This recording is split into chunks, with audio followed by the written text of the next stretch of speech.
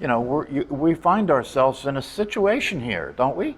Yeah, we find ourselves in a predicament here. We find ourselves in time. We find ourselves with a body. We find ourselves with a mind. We find ourselves facing mortality. And it's not an accident that the majority of of you who sit here are senior citizens. That's not an accident, right? Because, it's showtime. Really, isn't it? Yeah. Showtime, man. It's like you can hide all you want, right? But the mirror's going to find you. So really what this is about facing reality. And this is about taking advantage of the fact that we aren't the first people to do that. And taking advantage of the fact that this facing reality thing goes back thousands of years. And the good news is that those who have learned and practiced and developed these techniques and developed these teachings, what they say to us, what these teachings say to us is that there's a possibility of freedom, that you can escape from this predicament that you're in. In fact, not only can you escape from this predicament that you're in, but it's possible to transcend the predicament in such a way that you recognize that it's not even a predicament. You're actually not in a predicament. The predicament that you're in is a point of view that goes along with identifying with the physical body, being in time, identifying with the idea you have about who you are, identifying with reality as it's commonly understood. But what we find through these practices is that what the Dharma says, what the teachings tell us, is that there's a thing called the truth. There's something called the truth. And the truth is a very important and valuable concept, because what the truth means is that this predicament isn't true. It isn't real. It's an appearance. And yet, because the appearance has so much credibility and so much agreement, doesn't it?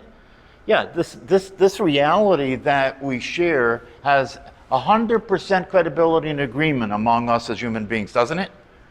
Yeah, so that makes the practice and the understanding of these teachings very difficult, because of the fact that your programmed brain and the programmed brain of the rest of humanity are all operating in sync in terms of generating this illusion together, generating time, generating distance, separation, so forth and so on. Yeah, and so that is so strong and so much the case that the numbers of people who become interested in this will be limited. And typically the people who show interest in this are people who recognize that if there is a real possibility, it's worth looking into, it's worth checking out, it's worth trying to come to some conclusion about whether or not it's actually true. And if it is actually true, right, then the question becomes, are you willing to deal with what would need to be dealt with in order to realize this possibility of transcendence? Yeah, so it's as simple as this when it comes to time in the body and mortality. It's as simple as, are you physical? It's as simple as that. Is what you are physical? And that's not all that difficult to answer, especially for people like you who've been, listening to teachings and doing the practices and so forth. And then once that question gets answered in terms of, are you physical, then the next question is, if you are not physical, then what has to be practiced and what has to be understood for the truth of what you are, which is not physical, to be the experience you're consistently having in your life? Yeah, and that's the challenge here. And one of the things about it that I think is important to appreciate is that we use this word understanding, the final understanding. What are your understandings, right? And the value of understanding is that if you understand the truth, if you understand what it's so, if you understand what's so, if you understand the way it really is, it gets harder and harder to live the life you've been living. Do you notice that? Yeah, if you understand the truth, if you understand that you don't have to suffer, if you understand that you don't have to suffer, that when you pay attention and you look at what's happening when what you call suffering is happening, what's happening is you're suffering the life that your mind gives you. You're suffering from the tyranny of the mind, the conditioning that has occurred, that has you identify yourself as a physical body and identify yourself as a person. And then the game is on, and that's going to make everything complicated. And so that's why people suffer more than anything else in terms of their relationships with one another. Yeah, and because you're given the situation that you're in, and given the delusions that we suffer from, relating to one another becomes almost impossible, doesn't it? It really does. It becomes almost impossible because you're separate from that person. See, once the separation occurs, once you think you are separate from life and from other people and from the universe, right? Then no matter what the case is, no matter how close you are to somebody, you still have to be careful because they have the ability to hurt you and kill you and threaten you. Yeah, so to be close to somebody and have intimacy and let your guard down is a risky business, and so you hold on to, so what we do as an identity, we hold on to these ideas we have about who we are, and we aren't very generous in terms of our willingness to be open and connected to other people, right? The basic if you go back to the basic concepts, you can save yourself a lot of time in terms of trying to figure out how it all works as far as having a body is concerned, living in time is concerned. And what's the first basic concept? This is important, and if you haven't gotten it yet, please get it today. Thy will be done. What? Thy will be done. No, that's not. No. And I have said this, I specifically have said this many, many times. And don't think that anything's wrong with you because you don't have the answer. You're being protected by your mind from the truth. You're being protected by your mind from the truth. And so what the mind will do is it will have you tune out. It literally will have you tune out. So you won't get the message, especially when it comes to the most critical understandings. The mind will take you away from that, or it'll let you hear it now, but then you won't be able to reproduce it again. So this is a very important thing, and it's one of the reasons that I refer people to Ramesh Valsekar, because he takes the time, right, to point out to people that the first step in this whole process is to deal with the concepts about the truth, because the truth is non-conceptual. To deal with the concepts about the truth gives you something to step on, because the place you want to get to step, there won't be anything to step on at some point. Right? So the concepts aren't the truth, but the concepts are about the truth. They point to the truth. The truth is non-conceptual. Right? So the first basic concept, and the reason the first basic concept is important is because when you have questions like the one that you just asked, you can go back to the first basic concept to see how that concept sheds light on the question. So what's the bottom line? Because whenever you're in trouble, whenever you get into a state of mind that digresses into emotional suffering or different mental states and so forth, more fundamental than anything there is, the most basic concept of all in the teachings is all there is consciousness. If you didn't learn anything, if you didn't get anything in terms of all these other things that come down the pike, that one could be enough if you practiced it with sincerity and you meditated and you looked for the realization of that experientially. All there is consciousness. There is nothing but consciousness.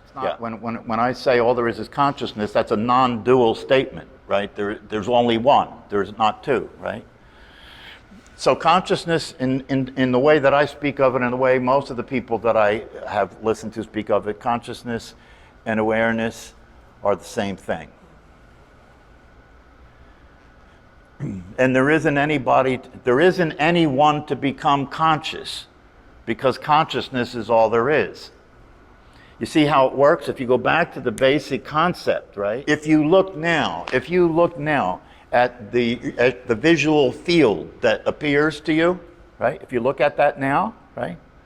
See if you can see, when you look from the visual field that you have right now, see if you can allow yourself to notice that that's consciousness. It manifests itself in form and color and space, doesn't it? It manifests itself in form and color and space, and it's always changing, right? But the essence of it is consciousness. It's just consciousness. You are consciousness. It is consciousness. All there is consciousness.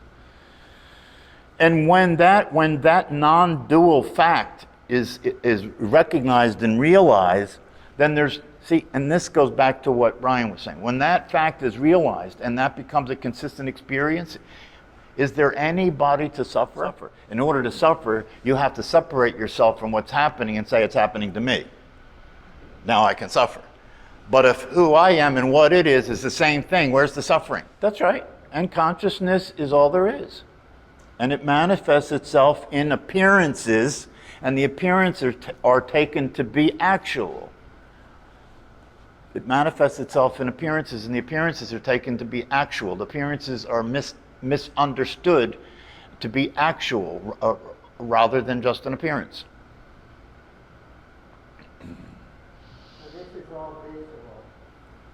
No, it's not all visual. It's all the senses. The senses are the gateway, right? So it's all the senses. It's visual, it's taste, touch, smell, all of it, right? All of it. So you have to be willing to be patient with this. You have to be willing to be patient with this, and you have to be willing to see if you can develop, through listening to teaching and doing the practices, see if you can develop an understanding in terms of you're seeing this, that you're seeing what's being pointed to, so that it's not something I say, it's not a religion, it's not a belief. No, it's something that you're seeing, that somebody's suggesting that you look at and see, and then you look and you do see it.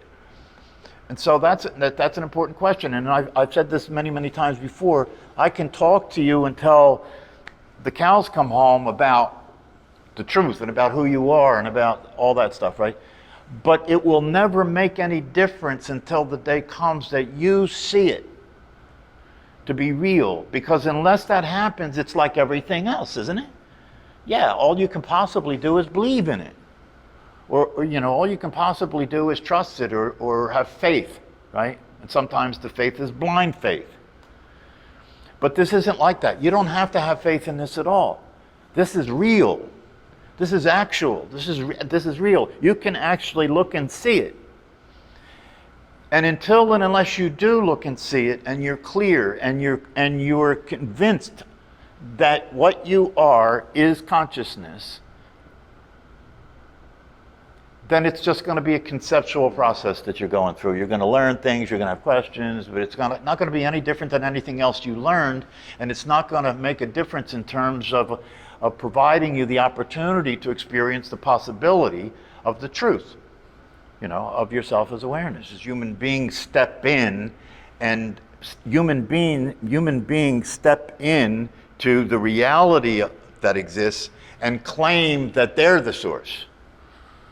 Right? Human beings step in and claim that they're the source. I am the doer, right? I do things. I change things. I make things happen, right? I am the doer. I'm not the doer. I'm just a leaf on a tree. Yeah, that's the truth, right? That's the truth. And so when you look at it in terms of that, that's a workable concept, because it's pointing to something and it's using a metaphor or an analogy to demonstrate the fact that that you are not the tree, you're a leaf. You are not God, you are a manifestation of God. But you see, the thing about it that's interesting and makes it a little tricky is that even the tree Even the leaf, even though the leaf is not God, the leaf is an expression of God, and that which expresses God is God. Say that when the light of awareness shines on what's happening begins to reorganize itself to be consistent with that light. Because before that, it was cut off from that light, and it was trying to operate as if it could do that, and it can't do that. That's the suffering, is there is no other. I am everybody. And therefore, what happens to anybody happens to me. That's the truth. All there is consciousness. Yeah, so it flies in the face of the understood and accepted reality that most of us are participating in all the time, doesn't it? And it's possible to continue to participate in that reality and know the truth because of the understanding of what's going on. Because you have to understand something. The entity that is occupying your life, the entity that is occupying your life is trying to protect you from the truth. Right? Yeah, the entity that's occupying your life is trying to protect you from the truth because the way that entity has it figured out, the truth is a threat because the truth says you don't exist. Enlightenment. I want to just say one thing before we end tonight about enlightenment. Enlightenment is a ruse. Enlightenment is a ruse. There is no such thing as enlightenment. It's a ruse. But it has to be, that concept of enlightenment has to exist so that we can have a way to deal with where we start from, right? We have to have a way to deal with where we start from, and we have to, in the beginning, talk to the person about the possibility of the person becoming enlightened. And when the person becomes enlightened, what's that mean?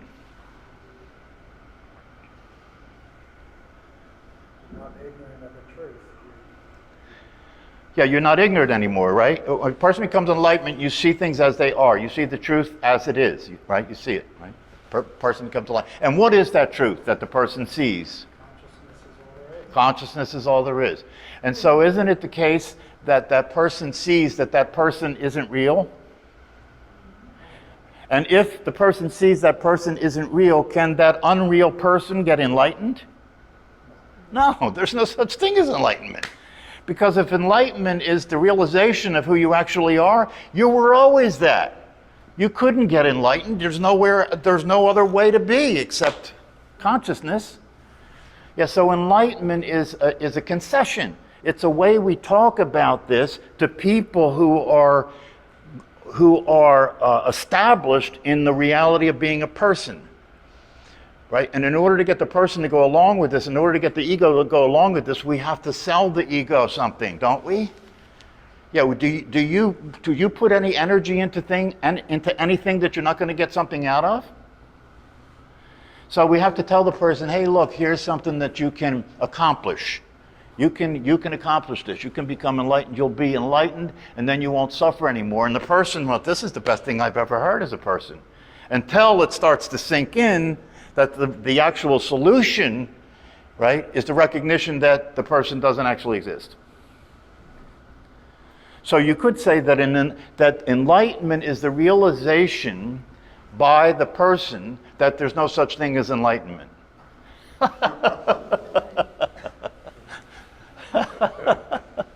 Stay the course. Stay the course. You will be challenged. I interact with a lot of different people about this process in my psychotherapy work and in these classes, right? And so I want you to know, you may not know this, right? But I want you to know that when I interact with a lot of individuals who are engaged in this process, a lot of the time they're dealing with the challenges that they have to face to do this. Meaning that they're dealing with their emotional experiences, they're dealing with their fear, they're dealing with their frustration, they're dealing with their anger, they're dealing with the confusion, right? Yeah, that's part of the process. And so one of the things I want to really get clear with you about is that when those things arise in this process, right? There need not be any concern about that. That's just the way it goes. That's just part of the process. That's all. There's no need to be concerned about it. You know, when I was doing the 7-day meditation retreat with the Zen at the Zen Center, during that time there were people who had emotional material come up, you know, crying or fear or and the way that's held in the context of this is that the teacher welcomes that. Oh wow, this is great. You know, there's energy being released here. That's the way that's looked at. It's not looked at, oh, something's wrong. Are you okay? Right? That's the way we normally look at stuff like that. You know, we want to first aid the person, right? Rather than realize, oh, good, we're getting somewhere here. That's what's happening. Yeah, I mean, I would assume if all of you who are here right now and have been coming to this for the years now that I've been doing this class, if you've been listening to the teachers I recommend, right? If you've been practicing at home, right? At this point in time, I can't imagine you couldn't be getting it. You know what I mean? I can't imagine you couldn't be seeing something that I'm pointing to here. If not, you're truly crazy for being here.